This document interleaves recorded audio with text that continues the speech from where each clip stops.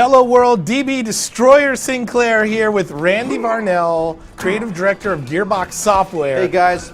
And we're here with Kelvin. Awesome. Ice Monster. Yeah. Kelvin's really cool. Let's show him off here. Kelvin is a giant ice and stone kind of golem rock monster. Another melee defender here, Battleborn. He loves to get in close, mix it up. Has some great punching moves, a big ground pound, does area effect damage. Chomps can turn into mist in the skill sublimate. I'm going to show you some really cool stuff here on these minions. All right, so we picked a little group here, a little threesome to support each other through this level. And we're doing it as a 3-player cooperative gang here, if you will.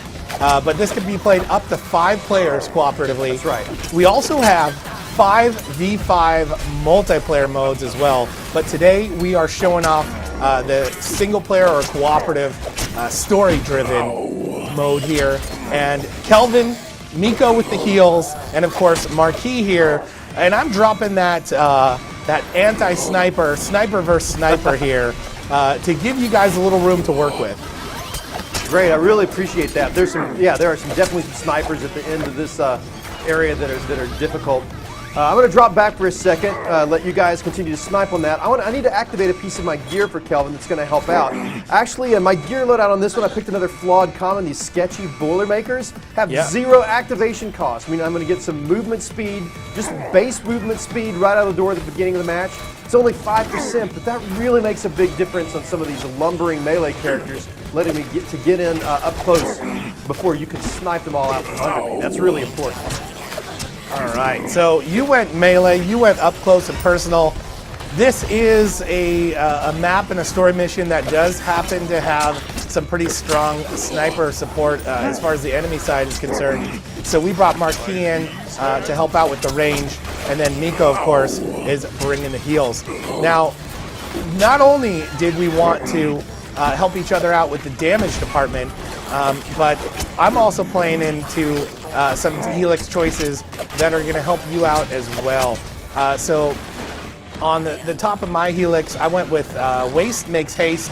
So my temporal distortion is not only going to slow enemies, it now hastens my allies as well. So 30% movement speed for 4 seconds to you guys.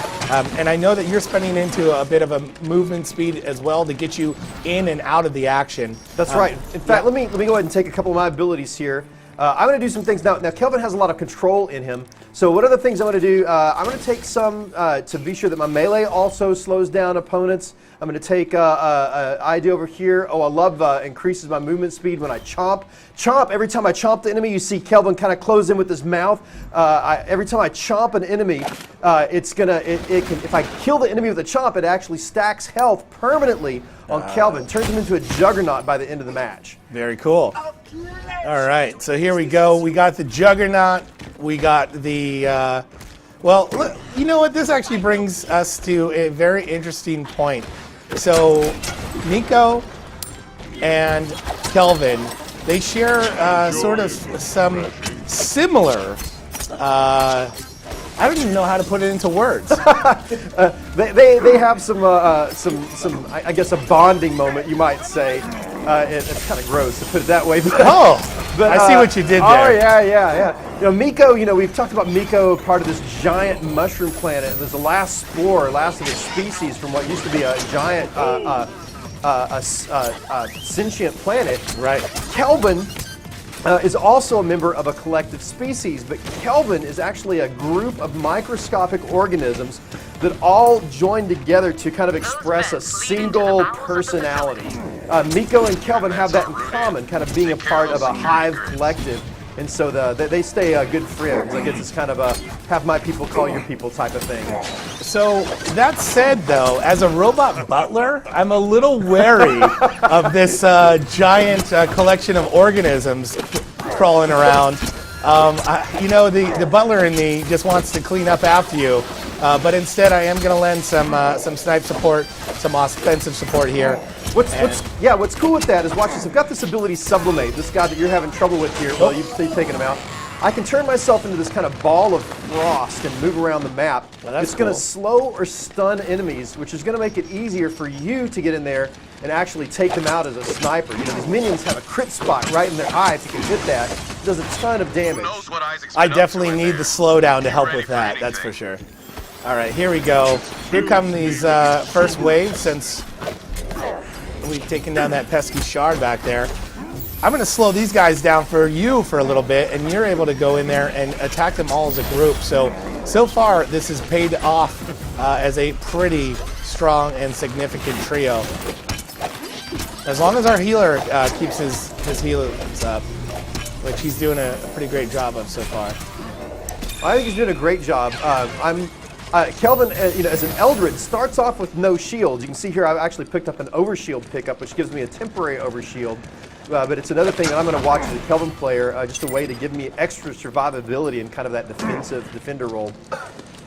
All right, so moving along here, we're going to have a bit of a boss fight on our hands once we clear out these first couple waves. Yeah, I'm going to go ahead and sublimate, go in here and hit these waves. Oh, you've already taken them out. I was going to slow them down for you, but you didn't need that up top with the marquee. So what I found is that there's some pretty convenient little explodable crate type things throughout the levels, and these are really good for using with marquee with that long shot if the enemy is sort of grouped up around there to explode them into smithereens.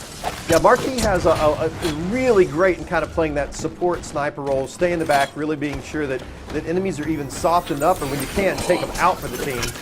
You've got to watch out, like these boom bots are a great chance to use Marquis in the level because they come up close to you and explode. I don't want that to happen as a melee character, so having you there is really great. Now I'm going to activate one more piece of gear here. I've got enough shards that I can actually activate this big damage reduction piece of gear. Again, as a melee brawler, it's going to be really effective for Kelvin. It lets me get up close and not worry quite as much about these guys.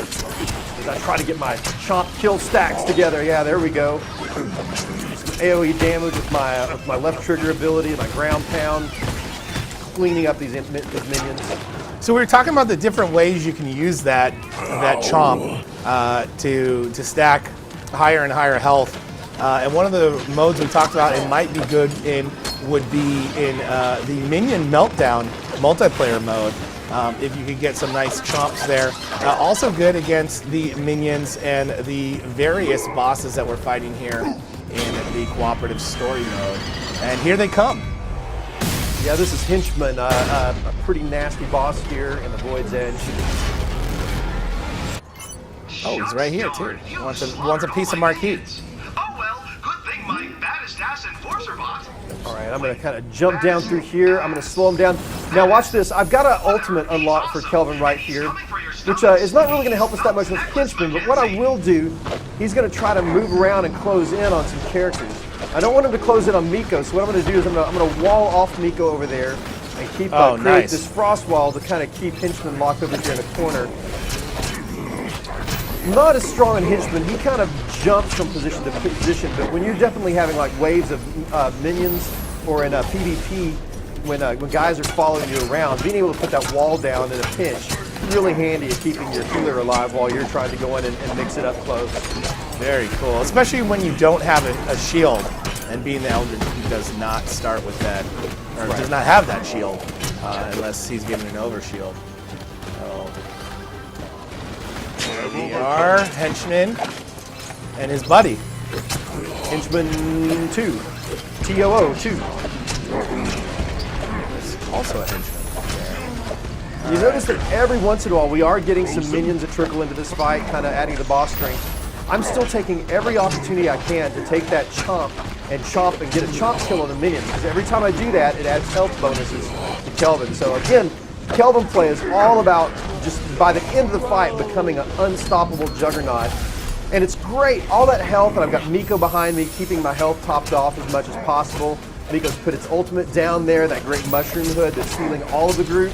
Really lets us go up and mix it in. I'm going to get right in between these two and use my area of effect to damage both of them, getting that ground pound. I think you can sublimate, slow them down for you, get a little bit of additional damage. So it's probably worth mentioning then, if you're playing Kelvin and you're going for those chomps, those last hits, if you will, that's something you definitely want to communicate to your teammates so that they're not stealing the kills from you. Because especially when I'm playing someone like Marquis, that's right. I'm going for those headshots every time. Absolutely. In fact, I missed the opportunity there of you were talking. I couldn't talk over you because we just killed out Henchman 1, and it was a perfect little sliver of health. That would have been a big major kill. It's been a nice stack there. Let's see if we can time it better on Henchman 2 here. Yeah. I'm going to drop that wall back there to use it. Why not for right now? Yeah, because if we can time it right, I can actually set you up for those last kills, or those last hits. All right, close. Get that close. chomp! And here comes a chomp. Yeah, I think I got it in. Yes, I did. Huge health boost off the end of that on the chomp. Took out both the henchmen's. Great fight, guys. I mean, there's no better time than now for a taunt, I suppose. Oh yeah, here we go. Sublimate, and then going to show off Kelvin one more time. Ooh, chomp, chomp. Ladies and gentlemen, that is Battleborn. That was Kelvin.